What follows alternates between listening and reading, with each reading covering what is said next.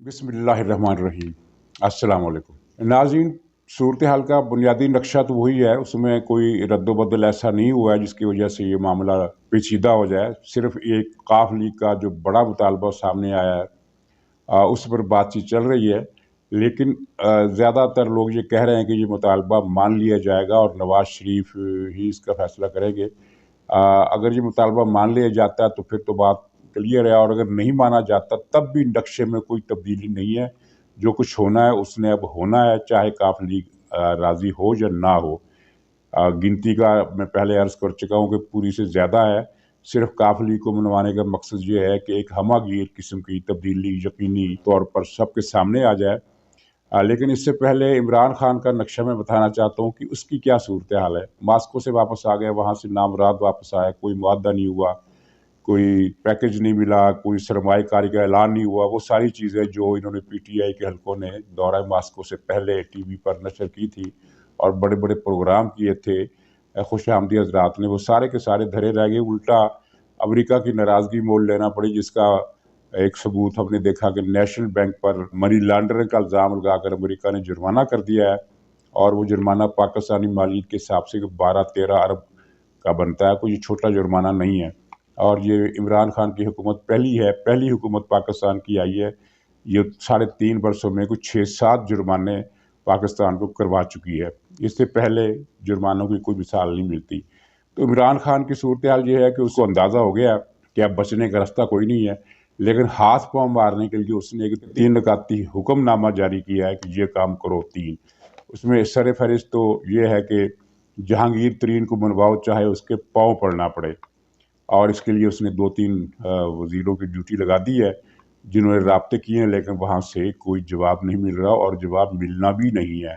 मुलाकात का तो खैर सवाल ही पैदा नहीं होता। इमरान खान ने कहा है कि जो भी हो, जिस तरह मिन्नत तरला करके, माफ़ी तलाफ़ी करके मेरी इसके साथ मुलाकात का बंदोबस्त करवाओ, और ये मुलाकात नहीं होनी है। दूसरा, उसने प्रोग्राम ये बनाया है, ये हुक्म दिया है कि जिन अरकान पर शक हैं वो, और मुस्लिम लीग और पीपल्स पार्टी के कुछ एमएनएज जिन पर किसी न किसी सतह के मुकदमे हैं, किसी न किसी तरह के मुकदमे हैं, उनको गिरफ्तारी का टास्क दिया गया है कि इन सबको गिरफ्तार करना है, और ज़ाहिर इसके लिए एफआईए वगैरह से मदद ली जाएगी। और तीसरा ये है कि मुस्लिम लीग नून के कुछ अरकान को तोड़ा जाए। एक वज़ीर साहब ने उनको बताया कि मैं 6 अरकान को तोड़ सकता हूँ, और इमरान खान ने कहा कि 6 तो कम रहेंगे, ज़्यादा को तोड़ो। पैसा लगाएगा या क्या करेगा। लेकिन ये तीसरा काम भी नहीं हो सकता। गिरफ्तारियों वाला भी नक्शा इससे नहीं पूरा होगा। एजेंडे के जो तीनों हिस्से हैं वो तीनों ही पूरे होने का कोई इम्कान नहीं है। ना तो जहांगीर तरीन मानेगा, ना ही गिरफ्तारियाँ उस तरह हो सकेंगी, और गिरफ्तारियाँ की गई तो वो रिहा हो जाएंगे, और ये मुमकिन नहीं है कि उनको गिरफ्तारी जेल में डालकर असेंबली में वोट देने से रोका जा सके। ये इस गबी आदमी को समझ में नहीं आ रही कि इस तरह नहीं हो सकता। और जहाँ तक ये लीगी अरकान को तोड़ने का मसला है, तो बात ये है कि पीटीआई के लोग भाग रहे हैं पीटीआई से। तो इस सूरत हाल में डूबते हुए जहाज़ में मुस्लिम लीग की कश्ती से उतर कर, क्यों कोई पागल ही होगा जो मुस्लिम लीग नून की कश्ती, जिसके बारे में अब सबको यकीन है कि वो हुकूमत में आ जाएगी जब भी इलेक्शन हुए, तो उसे छोड़कर एक डूबती हुई कश्ती पर कौन सवार होगा, जबकि डूबती हुई कश्ती के अक्सर लोग इस कश्ती से उतरना चाहते हैं, भागना चाहते हैं, भागने की तैयारी में हैं। और इनकी बौखलाहट जो है वो अब इस सतह पर पहुंच गई है कि शेख रशीद ने कल जो गुफ्तगू की, आपने सुन ली होगी, वो मायूसी का शाकार थी, उसमें गालियां थी, और खुलासा ये है कि उसने हिजियान बका और बिल्कुल एक नॉनसेंस किस्म की गुफ्तगू करी, जिससे पता चलता है कि वो अपनी गुफ्तगू तो उसकी पहले भी बेहुदा ही हुआ करती थी, लेकिन वो अपनी ही गुफ्तगू का रंग ढंग भूल कर कुछ ऐसे अल्फाज उसने इस्तेमाल किए जो उससे पहले इस्तेमाल नहीं किए, और जो झुंझलाहट और शदीद गुस्से और मायूसी का मज़हर थे। मसलन उसने ये कहा कि जो भी हमारी पार्टी को छोड़ेगा, यानी हुक्मरान पार्टी को छोड़ेगा, वो बेवकूफ़ होगा, वो नाअहल हो जाएगा, वो अहमक होगा, वो पता नहीं खुदकुशी करेगा, और उसके वो लोगों में मुंह दिखाने के काबिल नहीं रहेगा। 6-7 किस्म की धमकियां उसने एक ही सांस में दे डाली। यानी हिजियान की जो बीमारी होती है, उसकी निशानियां कल शेख रशीद के तुकी और बेरबत और झुंझलाहट से जो भरपूर किस्म की गुफ्तगू, वो सुनकर ये अंदाज़ा हुआ कि हिजियान क्या होता है। यानी हिजियान बका इसने। اور وزیروں کی اکثریت خاموش ہے، اور یہ بھی ایک نئی بات ہے کہ ورنہ اس سے پہلے یہ تھا کہ 6 7 8 وزیر ہر روز بولتے تھے بلا ناغہ۔ اب ہمیں بولتے ہوئے وزیر کم ہی نظر آ رہے ہیں، اور پریشانی کا اظہار یہ جو اسد قیصر ہے اس نے بھی ہیکٹک طریقے سے مختلف لوگوں کے ساتھ فون پر رابطے کرنے شروع کر دیے، اور مون صلاحی سے بھی رابطہ کیا، اور مون صلاحی نے اس سے کہہ دیا کہ ہم آپ کے ساتھ ہیں، ہم آپ سے اتحاد جاری رکھیں گے اور عمران خان سے اتحاد کی جو تقاضے ہیں وہ نبھائیں گے۔ لیکن جب مون صلاحی یہ بات کر رہے تھے تو اس وقت پرویز الہی صاحب مسلم لیگ نون کے وفد کو یہ شرط عائد کر رہے تھے کہ مجھے وزیر اعلیٰ بناؤ تب میں ساتھ دوں گا، اور یعنی یہ عہد نبھانے کی، وفاداری نبھانے کی مون صلاحی کی جو یقین دانی ہے اس کے پرویز الہی صاحب پڑخچے اڑا رہے تھے۔ اور یہ کوئی تعجب کی بات نہیں ہے، یہ ان کی سیاست اسی طرح کی ہے۔ یہ پرویز مشرف کو 10 بار وردی میں منتخب کرانے کا اعلان کرتے تھے، اور جب مشرف کا مواخذہ ہونے کی باری آئی تو انہوں نے کہا کہ ہم مشرف کا تحفظ کریں گے، لیکن جب زرداری صاحب نے ان کو کچھ چیزیں دکھائیں، نوٹ دکھایا یہ کیا اور کچھ وعدے دلاسے لالچ وغیرہ دیا، تو پرویز الہی صاحب نے خاموشی اختیار کر لی، اور پھر وہ زرداری صاحب کی کیبنٹ میں نائب وزیر اعظم کے عہدے پر براجمان بھی ہو گئے، اس کے اتحادی بن گئے۔ وہی پرویز الہی جو الیکشن سے پہلے کہا کرتے تھے کہ ہم پیپلز پارٹی کو پنجاب میں نہیں آنے دیں گے، اور اس کے تو یہ ان کی سیاست ہے پرویز الہی خاندان کی، یہ سودے بازی۔ تو اب یہاں مسئلہ جو ہے، جو جس طرح کے کچھ لوگ کہہ رہے ہیں، بلکہ اکثریت کی رائے یہ ہے کہ نواز شریف مان جائیں گے، اور میرا بھی یہی خیال ہے کہ مان جائیں گے، اس لیے کہ عمران خان سے جب جان چھوٹ جائے گی تو پھر نواز شریف صاحب کو کوئی مسئلہ نہیں ہے، الیکشن جب بھی ہوں گے، چاہے 6 مہینے بعد ہوں چاہے 10 مہینے بعد ہوں، نواز شریف کو حکومت میں آنے سے وہ روک نہیں سکتا ان کی پارٹی کو۔ چنانچہ یہ کڑوا گھونٹ میٹھا گھونٹ والی بات نہیں ہے، پرویز الہی صاحب کا مطالبہ مان لے تو مان لے، اچھی بات ہے، اگر نہیں مانتے تب بھی اچھی بات ہے، اس لیے کہ اب پرویز الہی صاحب کی محتاجی نہیں ہے۔ یہ جو تاثر دے رہے ہیں کہ پرویز الہی کی وجہ سے معاملہ کھٹائی میں پڑ جائے گا، تحریک عدم اعتماد لیٹ ہو جائے گی، ایسا کچھ نہیں ہے۔ تحریک عدم اعتماد یہ مارچ شروع ہونے والا ہے، مارچ کے پہلے 10-12 دنوں میں جو کچھ بھی ہے سب کچھ سامنے آ جائے گا اور کلیئر ہو جائے گا۔ اس بات کا اب کوئی سوال نہیں پیدا ہوتا کہ عمران خان کی کوئی جوابی چال، کوئی کچھ کامیاب ہو سکے اور تحریک عدم اعتماد کو ناکامی سے دوچار کیا جا سکے، یہ ممکن نہیں ہے۔ اور سب سے بڑا گولہ جو عمران خان کے سر پر پھٹا ہے وہ ISI کا بیان ہے، ISI کے بارے میں خبر ہے جو ایک جنگ اخبار نے چھاپی ہے انصار عباسی کے حوالے سے، کہ اس کے چیف نے اپنے تمام افسروں کو حکم دیا ہے کہ وہ سیاسی سرگرمیاں، کسی قسم کی سیاسی سرگرمیوں میں ملوث نہ ہوں۔ اچھا، اس میں انوکھی بات کیا ہے؟ انوکھی بات یہ ہے کہ یہ حکم انہوں نے چارج سنبھالتے ہی دے دیا تھا اپنے تمام افسران کو کہ ISI غیر سیاسی ادارہ، یہ کسی قسم کی سیاست میں حصہ نہیں لے گا۔ اب جو خبر جاری کی گئی ہے اس کا مطلب یہ نہیں ہے کہ وہ اس حکم کا اعادہ کیا گیا یا حکم دوبارہ سے جاری کیا گیا، بلکہ اس خبر کے جاری کرنے کا مقصد یہ ہے کہ ایک میسج ان سب تک پہنچ جائے جن تک اب میسج ابھی تک نہیں پہنچا کہ ISI غیر جانبدار ہے اور فوج غیر جانبدار ہے۔ گویا یہ میسج PTI کے کچھ لوگوں کے لیے ہے، MQM کے لیے ہے، قاف لیگ کے لیے ہے اور باپ پارٹی کے لیے ہے کہ بھئی ہماری طرف سے تمہارے اوپر کوئی دباؤ نہیں ہے، تم نے جو فیصلہ کرنا، اگر کسی وجہ سے تم فیصلے سے ہچکچا رہے ہو تو اس ہچکچاہٹ کو ختم کر دو۔ یہ ایک واضح اشارہ ہے، کیونکہ اب یہ بات کچھ ڈھکی چھپی نہیں ہے۔ میں پہلے بھی کئی مرتبہ کہہ چکا ہوں، اور جب میں نے یہ بات کہی تھی تو اس وقت شاید اتنی فضا کلیر نہیں تھی۔ میں نے اپنے 3-4 ولاگز میں 2 مہینے پہلے سے یہ بات کہنا شروع کر دی تھی کہ اسٹیبلشمنٹ کو اپوزیشن سے بھی زیادہ جلدی ہے کہ اس بدبخت ٹولے سے جان چھڑائی جائے، اور اب ہر کوئی مان رہا ہے، ہر کوئی بتا رہا ہے کہ اسٹیبلشمنٹ کو زیادہ جلدی ہے۔ صرف یہ ہے کہ وہ اسٹیبلشمنٹ اب خود اس کو کان سے پکڑ کر نہیں اتارنا چاہتی، بلکہ سیاست میں مداخلت ختم کرتے ہوئے، عدم مداخلت کرتے ہوئے اپوزیشن کی جماعتوں کے ذریعے سے اس سے جان چھڑوانا چاہتی ہے۔ تو یہ جو خبر آئی ہے کہ تمام افسر سیاسی سرگرمیوں سے دور رہیں، باز رہیں، تو اس خبر کا مقصد بھی ایک پیغام پہنچانا ہے، جو پیغام پہنچ گیا ہے۔ اور عمران خان کو جس سر پر جو گولہ پھٹا ہے وہ اسی لیے پھٹا ہے کہ ایک پیغام نئے سرے سے جو پہنچا ہے تو فضا کلیئر ہو گئی ہے۔